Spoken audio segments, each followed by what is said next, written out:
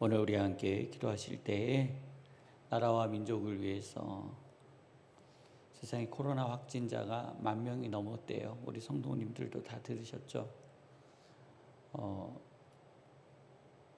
하나님 이 병증이 속히 잦아들 수 있도록 인도하여 주시고, 또 치료제도 나왔는데 우리 중앙교회가 처음부터 기도했던 거잖아요. 하나님 가난한 나라, 돈이 없는 나라도 동일한 은혜로 하나님 보급되게 하여 주시고, 그리고 사실 경제적으로 부한 나라들이요, 그러니까 우리나라 같은 나라, 우리나라 굉장히 잘 살잖아요. 4차를 맞니 3차를 맞니 3차를 안 맞니 하고 있잖아요. 그런데 백신 한 번도 못 맞는 나라도 있습니다. 그래서 하나님 가난하고 힘든 나라들도 하나님의 은혜를 베푸시고 서로가 서로를 나라와 나라가 도울 수 있도록 인도하여 주시옵소서. 그리고 수술을 앞두고 있는 우리 중앙교회 성도님들, 임정숙 집사님 가정, 또 다른 가정들이 있습니다. 또 올로하신 권사님들의 건강을 위해서, 특별히 군대가 있는 이진용 군과 김동영 군을 위해서 벌써 전역할 때가 가까워졌대요. 3개월, 4개월만 있으면 전역을 합니다. 이제 그들의 앞날을 위해서 우리 하나님 아버지 앞에 함께 기도하도록 하시겠습니다. 거룩하신 하나님 아버지, 이 나라와 이 민족의 가는 길을 붙들어 주시고 축복하여 주시옵소서. 지금까지 도우셨사오니 이후에도 도우시고, 하나님께서 저희 대한민국을 보호하여 주시고 지켜주셨으니 지금과 같이 동일한 은혜로 하나님 아버지여 지켜주시옵소서. 중앙교회가 하나님 중한 이 나라와 이 민족을 위하여 기도합니다. 하나님 아버지여, 대통령 선거를 앞두고 있습니다. 하나님 지혜를 더하여 주시고 능력을 더하여 주시어서 다음 임기를 끌어갈 수 있는 좋은 대통령, 하나님께서 뽑으시는 그 대통령이 이 나라와 이 민족을 이끌어가며 하나님의 역사하심 속에 적극적으로 동참할 수 있는 주의 백성이 서게 하여 주시옵소서. 그의 심령에 하나님이 있게 하여 주시고 아버지가 있게 하여 주시며 하나님의 선한 능력이 있게 하여 주시옵소서. 하나님 아버지, 주의 백성들의 간구하는 기도를 응답하여 주시옵소서. 중앙교회에 속하여 수술을 앞두고 있는 성도님들의 가정을 복되며 복되게 하여 주시고, 의사 선생님의 손길과 하나님 아버지 회복되어지는 모든 과정들을 축복하여 주시옵소서. 이전보다 더 강건케 하여 주시고 이전보다 더 건강케 하여 주시옵소서. 물질로 인하여 곤비치 않게 하여 주시고 물질로 인하여 어려움 당치 않게 하여 주시며 물질로 인하여 고난당하지 아니하도록 주님 인도하여 주시옵소서. 이 진용군과 김동영군을 위하여 기도합니다. 이제 하나님 전역을 앞두고 있습니다. 하나님 아버지, 저희의 인생이 복을 받아 누리게 하여 주시고 하나님의 나라와 또 부모와 또 하나님 민족을 위하여 수고한 그들의 시간이 하나님 아버지 헛되이 돌아가지 아니하며 저희들이 전역 후 아버지 하나님 하고자 하는 모든 일에 하나님의 거룩한 선이 머물러 있게 하여 주시옵소서. 아버지의 역사하심과 아버지의 뜻 가운데 거하게 하여 주시며 저희의 인생이 하나님 빛나게 하여 주시고 저희의 인생이 하나님의 뜻 안에서 이루어질 수 있도록 주님 축복하여 주시옵소서.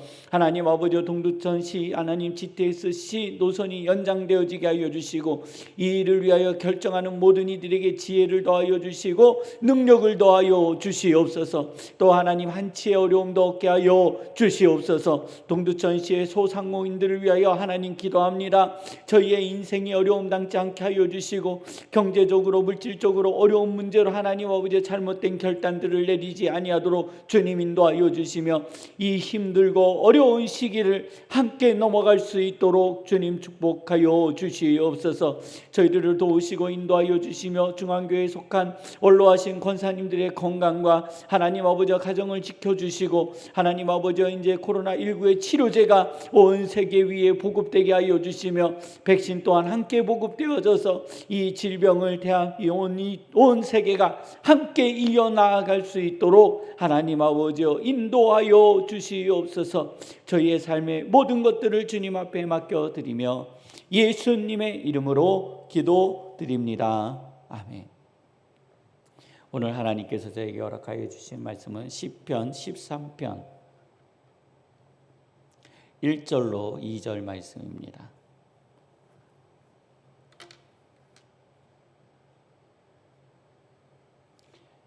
시편 13편 1절로 2절 말씀입니다.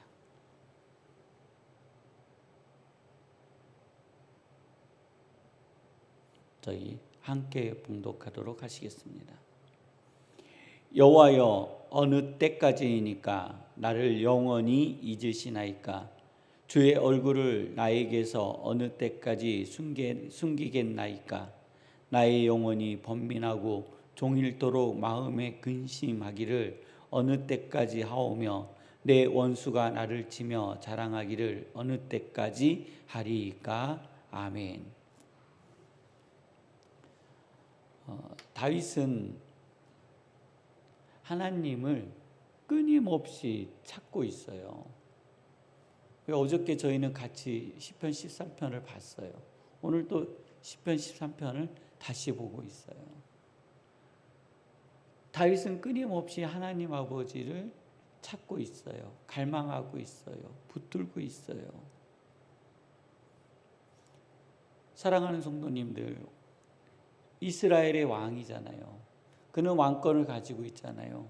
잘 먹고 잘 사잖아요.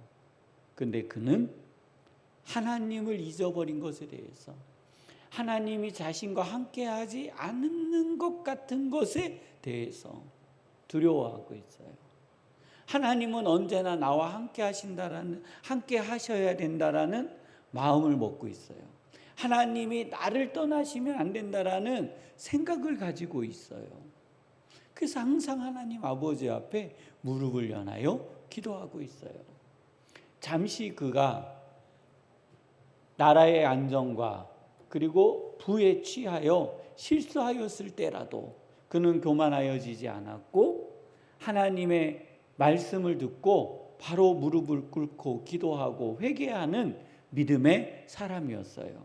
그런데요, 오늘 우리는요, 어떠신가요? 오늘을 살아가는 우리는 하나님께서 함께 하시지 않는 것에 대한 두려움이 있으신가요? 오늘 하나님이 나를 떠나버리시면 어떻게 하지? 오늘 하나님께서 나와 함께 하시면 어떻게 하지? 지금 당면한 이 문제에 하나님이 지금 나와 함께 하시는가?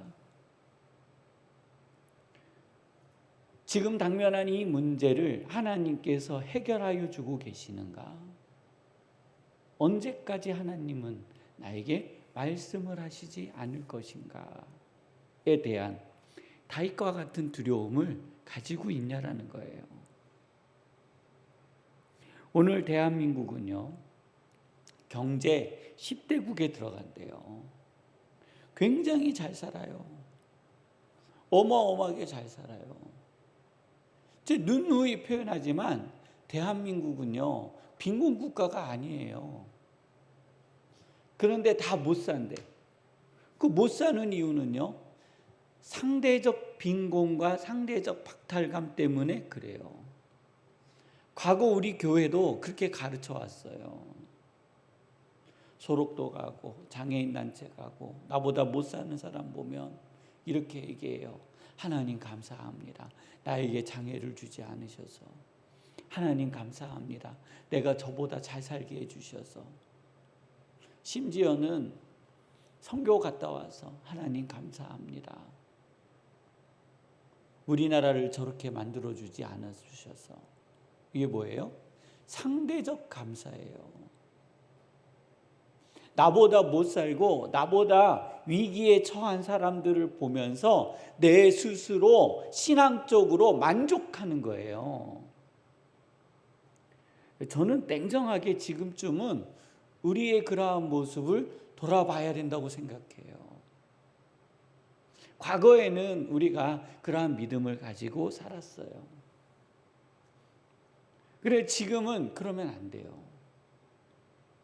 왜냐하면 나보다 잘 사는 사람을 보면, 나보다 더 가진 사람을 보면, 나보다 더 열심히 노력해서 더 많은 것을 소유한 사람들을 보면 그 사람들의 노력과 과정은 보지 않고 그들이 가지고 있는 부만을 바라보고 그들이 가지고 있는 것만을 보고 우리는요, 잘못된 생각을 할 수 있다라는 거예요. 자, 대한민국은요, 굉장히 잘 살고 있어요. 오늘 이 자리에 계신 우리 성도님들, 온라인으로 방송을 듣고 계시는 성도님들, 전 세계적으로요, 성도님은요, 20% 안에 들어서 살고 있어요. 나는 전 세계 인구의 20% 안에 들어간다고 생각하시면 돼요. 그 정도의 부를 가지고 있어요. 하루 세 끼 먹을 걸 가지고 걱정하지 않아요. 우리가 걱정하는 것은 어떤 음식을 먹을까 하고 걱정하는 거예요. 이 음식을 먹으면 살찌고 이 음식을 먹으면 살 안 찌고 하는 시대가 대한민국에 왔어요. 굉장히 잘 살아요. 한 가정에 차량 한 대요? 아니요, 이제는 2대 세대예요. 아내가 가지고 있고 남편이 가지고 있고요, 아들이 가지고 있어요. 아파트마다요, 주차장이 좁아요. 차들이요, 가정마다 2대 세대씩 돼가지고요. 병원이요, 이제는요, 우리 5천 원만 내면은 병원에 가서 의사 선생님 만나서 진료받을 수 있어요.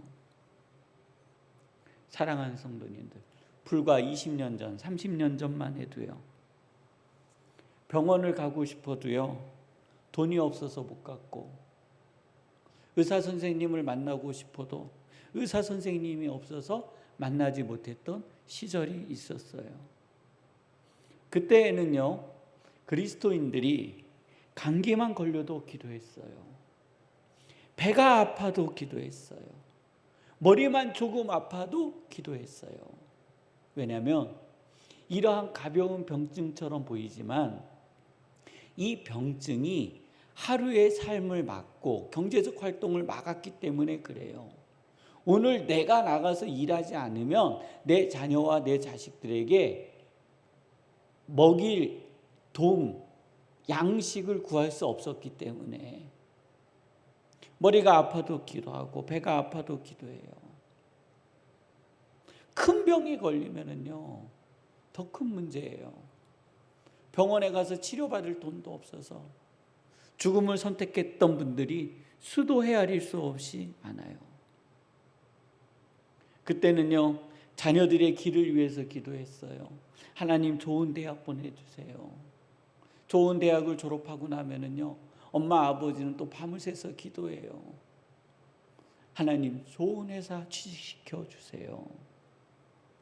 그때는요, 자동차를 사도요, 목사님 모시고 와서 신방 받고 찬송 부르고 기도하고 헌금도 했어요. 예배도 드렸어요. 왜요? 자동차는 집안의 가보였기 때문에 그래요. 근데 지금은요, 집을 사고요, 뭐를 이렇게 딱 장만을 해도 목사님 모시고 1번으로 예배를 드렸어요. 그리고 축복받기를 원했어요. 하나님이 집을 통해서, 이 자동차를 통해서, 시작한 이 사업장을 통해서 하나님, 우리에게 복을 내려주세요 하고 기도를 했어요. 그런데 지금은요, 성도님들, 앞에서 나열한 이것들은 오늘 기도하지 않아도 다 채워져요. 제 말이 잘못됐나요? 머리 아프고요, 배 아프고요, 좀 아프면 병원 갔으면 의사 선생님이 주사 놔주고 약국 가면 약 먹고요, 진통제 하나만 먹으면 머리 안 아파요. 그리고 하루를 살아갈 수 있어요. 그 사이에 우리가 잊어버린 것들이 있어요. 그게 뭐예요? 기도예요. 우리는 마치 하나님이 안 계셔도 살 수 있다라는 착각을 하는 사회에 살고 있어요. 기도하지 않아도, 간구하지 않아도 사회적 활동을 통해서 부는 형성되어지고, 사회적 활동을 통해서 병원 가서 약도 먹을 수 있어요. 사랑하는 성도님들, 눈에 보이는 환난은 우리의 신앙을 강건케 하고 일어세울 수 있어요. 그런데요, 눈에 보이지 않는 환난은 우리의 믿음을 무너뜨림을 기억하시기를 바랍니다. 그래서 우리는 과거의 신앙의 방식에서 업그레이드된 신앙을 가져야 되는데,